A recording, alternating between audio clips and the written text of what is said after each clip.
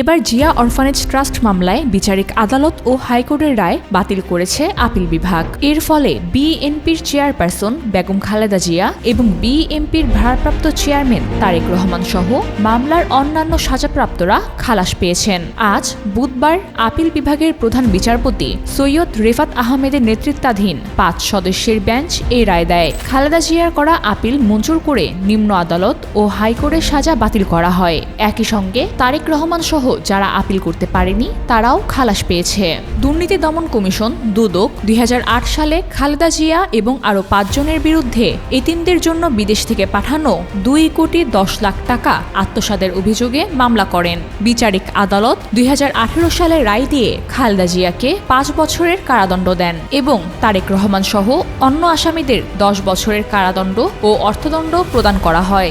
বিচারিক আদালতের রায়ের বিরুদ্ধে হাইকোর্টে আপিল করেন খালেদা জিয়া।